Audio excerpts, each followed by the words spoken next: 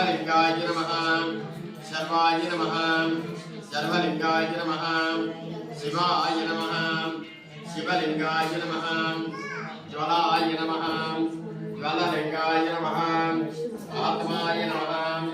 आत्मलिंगाय नमः परमाय नमः परमलिंगाय नमः एतत्तोऽस्य सर्वलिंगं स्थापयति पाणिमन्त्रं पवित्रम् అలా కుంకుమ తీసుకోండి